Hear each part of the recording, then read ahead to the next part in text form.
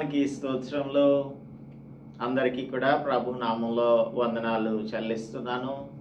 మన యొక్క అనుదిన ధ్యానం నిమిత్తం దేవుని యొక్క పాద సన్నిధిలోనికి మనందరం కూడా ఈ విధంగా వచ్చి కూడుకోవడానికి ఒక యూట్యూబ్ ప్లాట్ఫామ్ని దేవుడు మనకు అనుగ్రహించారు.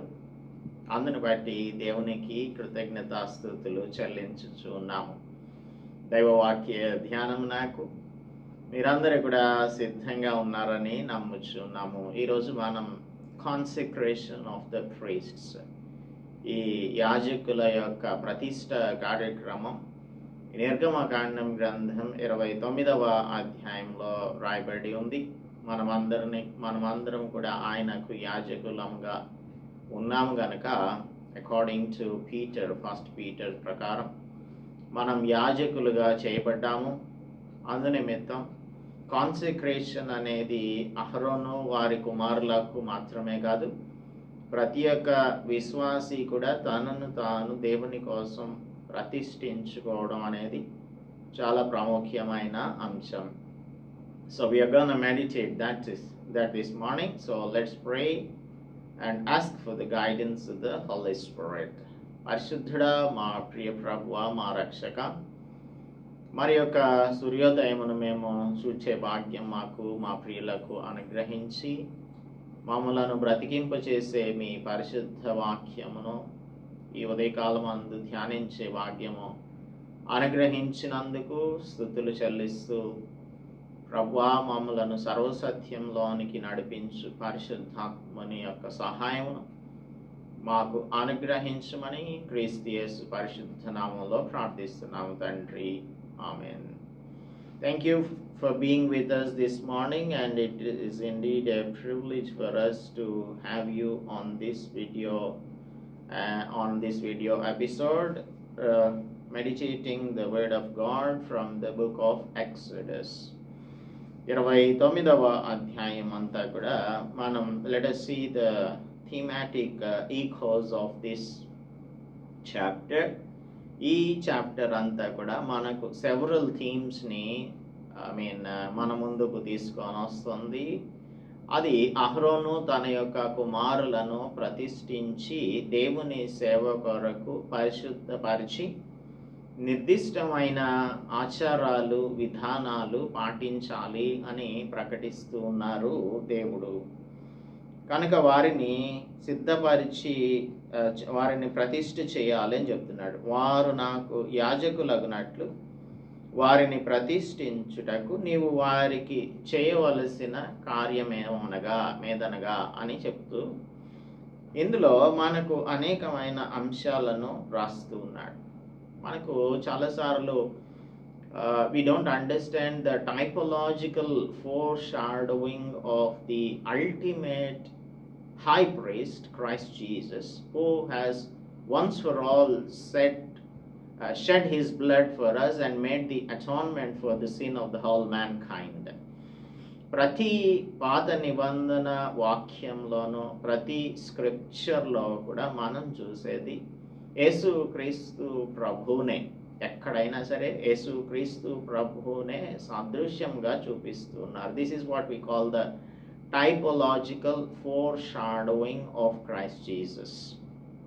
యేసు క్రీస్తు ప్రభు మనకు ప్రధాన యాజకునిగా ఉన్నాడు అని అపోస్తలుడు పాల్ హీబ్రూస్కి రాస్తూ అనేకమైన చోట్ల 4th చాప్టర్లోను 7th చాప్టర్లోను 8th చాప్టర్లోను 9th చాప్టర్లోను ఈ విధంగా యేసు క్రీస్తు ప్రభు అనే ఒక యాజకుడు మన కోసం ఉన్నాడు. ఆయన తండ్రి కుడి పార్శ్వమందు కూర్చుండి ఉన్నాడు, మన కొరకు విజ్ఞాపనం చేస్తున్నాడు అని అనేకమైన సార్లు చెప్తూ ఉంటాడు.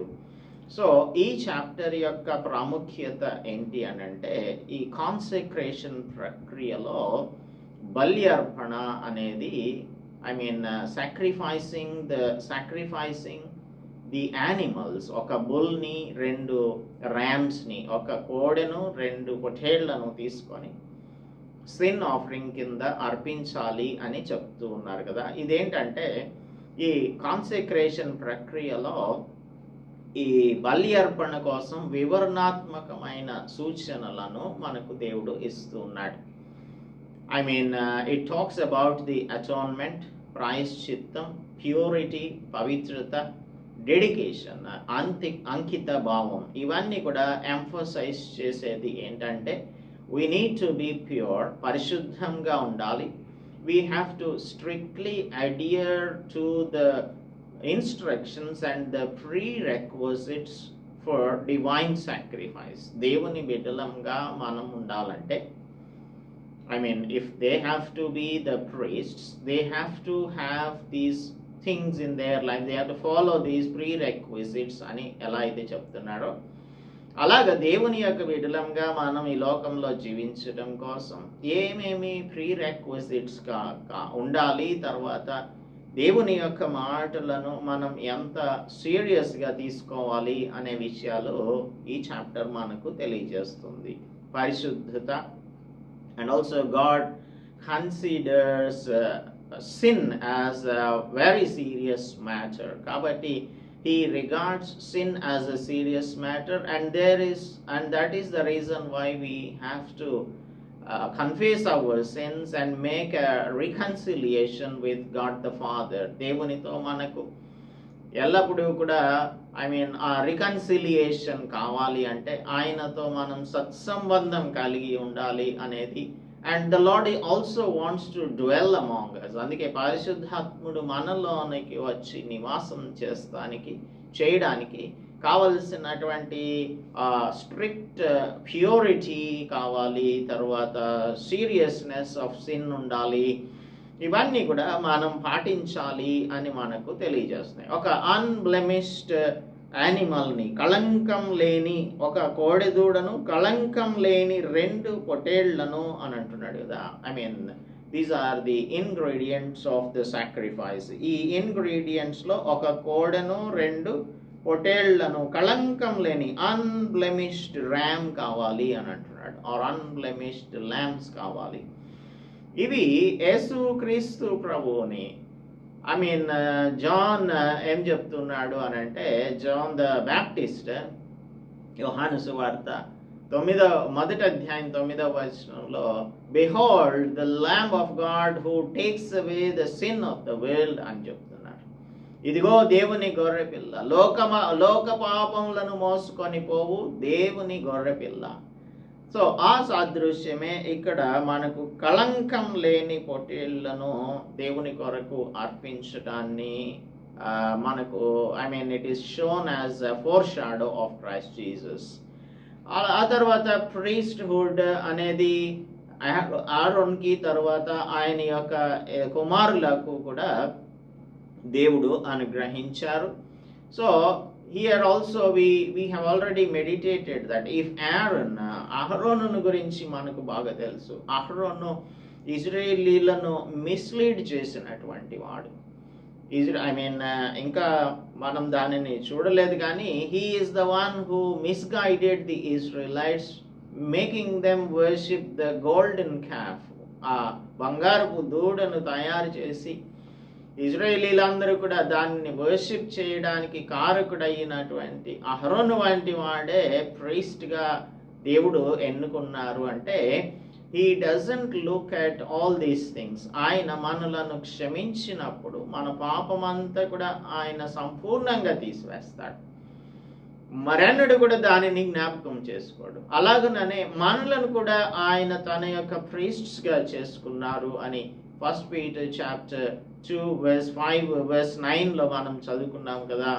So if we are to be the priests unto God, maybe we have weaknesses and we have blemishes previously, but now when we are washed by the blood of Christ Jesus, all these things have become pure. అన్ని కూడా పరిశుద్ధమైపోయినాయి, మనలను పరిశుద్ధులనుగా దేవుడు చేశారు అని జ్ఞాపకం చేస్తుంది. So we have to be holy. Be ye holy as I am holy అని Leviticus 19:2లో చెప్తూ ఉన్నాడు. ఇప్పుడు this is a call to holiness. ఇది మరల లెవిటికస్లో చెప్పబడుతున్నటువంటిది ఏంటి అంటే పరిశుద్ధంగా ఉండండి, పరిశుద్ధంగా ఉండండి. మన యొక్క కాండక్ట్ అంతటిలో కూడా పరిశుద్ధంగా ఉండాలి అని ఫస్ట్ పీటర్లో చాప్టర్ 1లో చెప్తూ ఉన్నాడు. ఫస్ట్ పీటర్ చాప్టర్ 1లో ఏమంటున్నాడంటే, ఫస్ట్ పీటర్ చాప్టర్ 1 15-16 వర్సెస్ చూసినట్టయితే, మీరు విధేయులకు 14 నుంచి చదువుతున్నాను.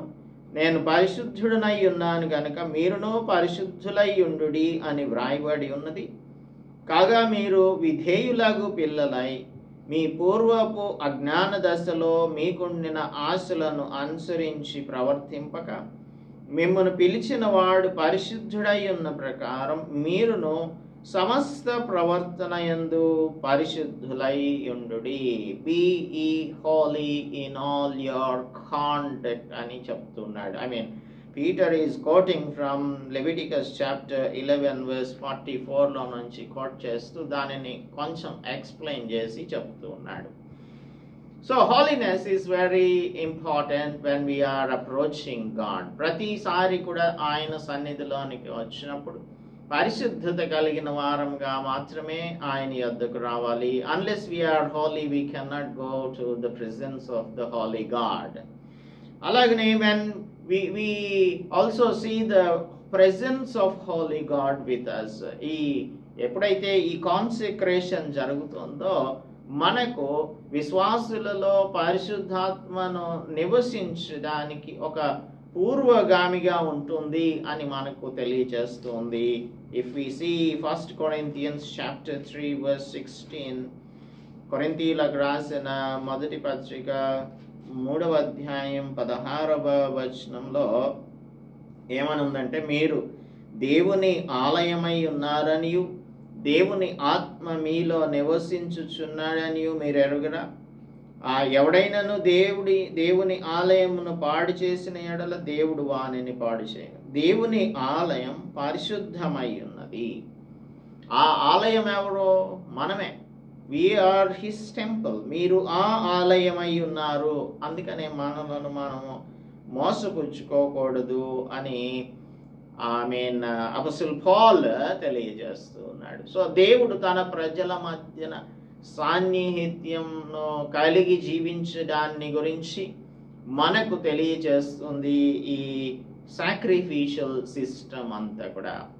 If we sacrifice ourselves unto the Lord, He will use us in the extension of His kingdom.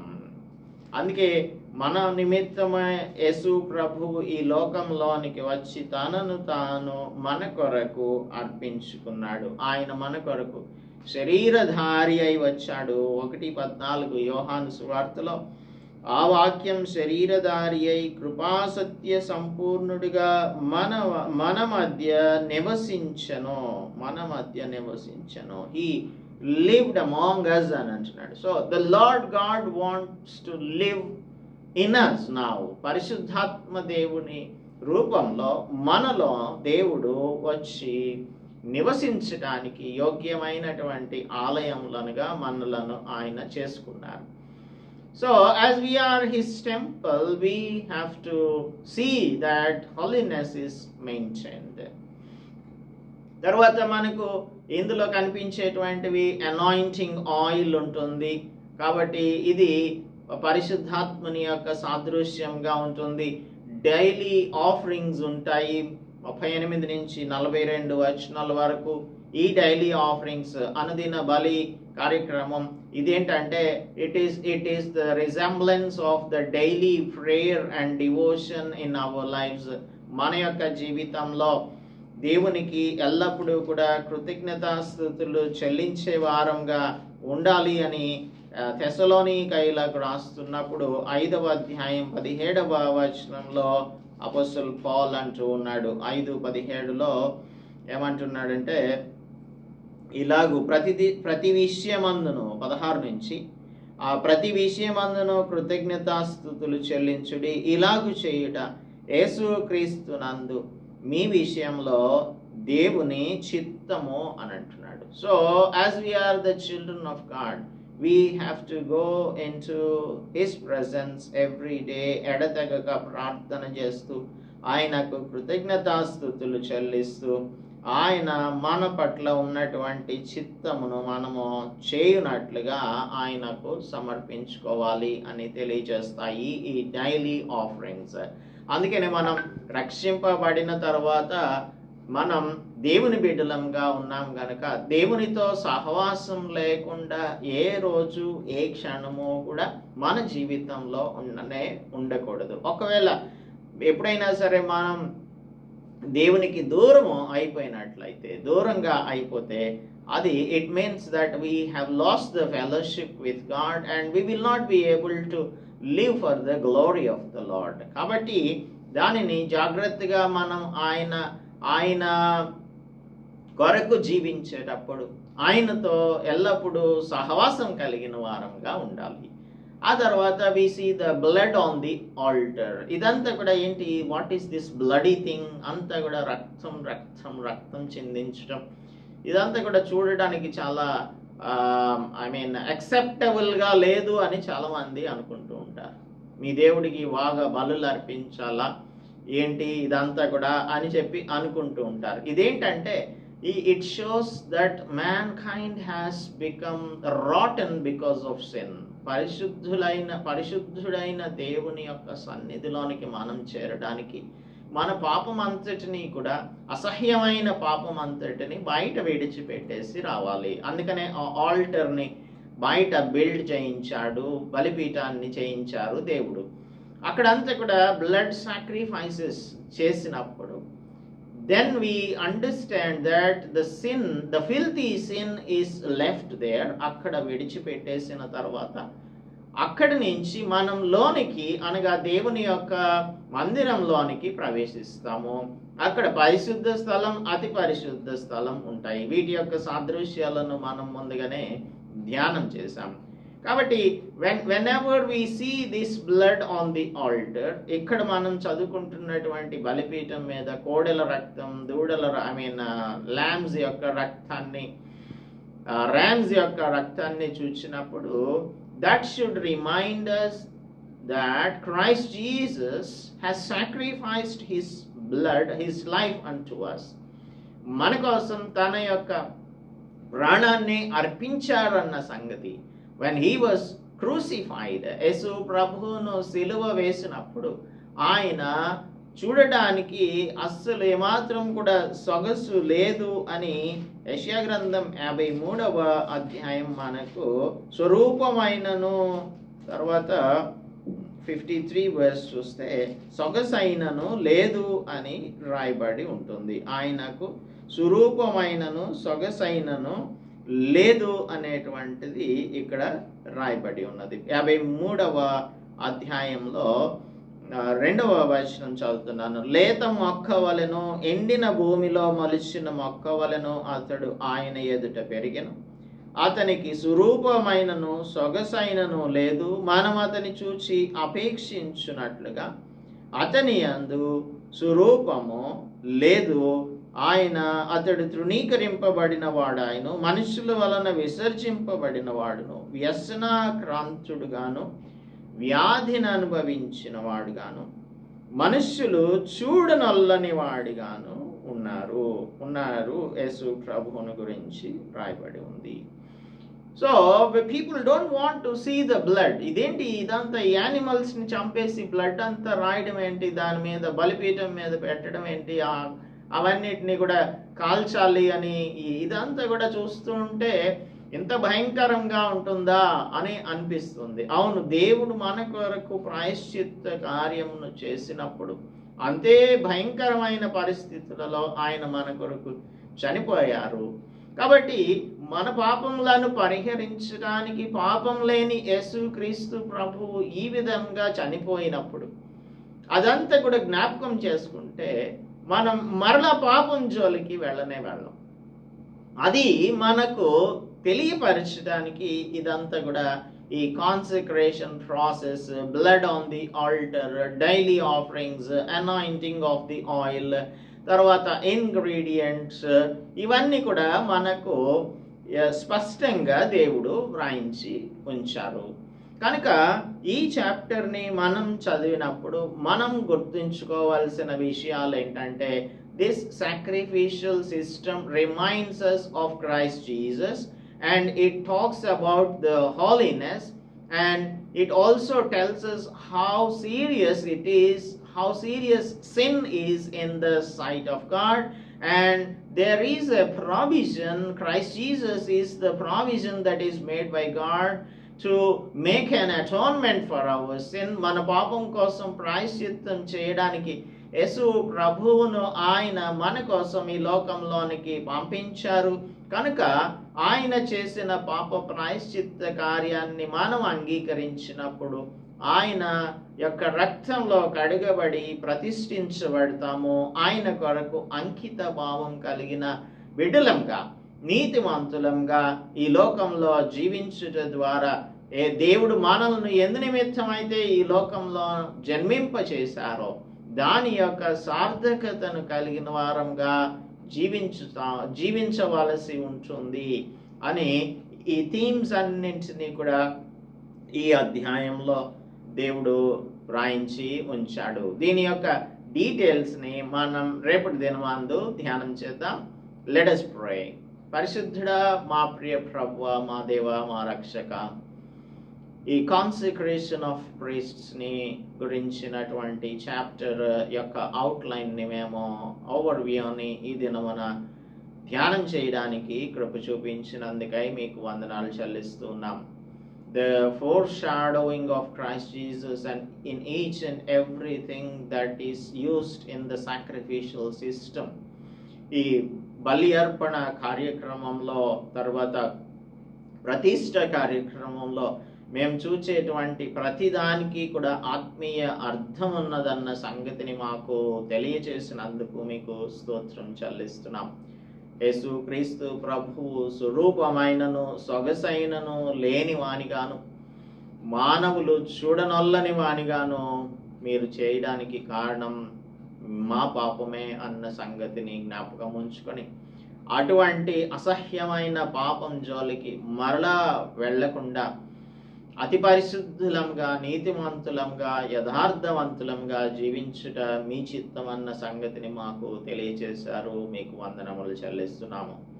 ప్రభువా, మా కోసము చేయబడిన యేసు క్రీస్తు ప్రభువు అనే బలి అర్పణమును మా జీవితములలో ఏ క్షణము కూడా మరిచిపోకుండా ఉన్నట్టయితే తప్పకుండా మేము మిమ్మును పరిశుద్ధంగా వెంబడించే వారంగా ఉంటామన్నది ఈ వాక్యం ద్వారా మాకు ఎస్టాబ్లిష్ చేసినందుకై, ఈ సత్యమును తెలియజేసినందుకై వందనములు చెల్లిస్తూ, మేమందరం కూడా తదనుగుణంగా జీవించి మీ నామము నాకు మహిమ కలిగే విధంగా ఉండునట్లు కృప చూపించమని క్రీస్తు యేసు పరిశుద్ధ నామంలో ప్రార్థిస్తున్నాం తండ్రి, ఆమేన్. దేవుని నామానికి స్తోత్రములు. అందరికీ కూడా వందనాలు.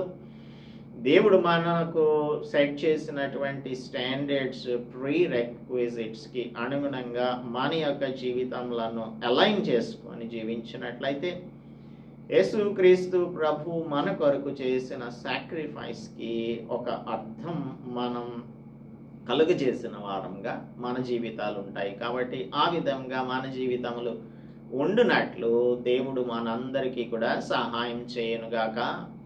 ఆమేన్.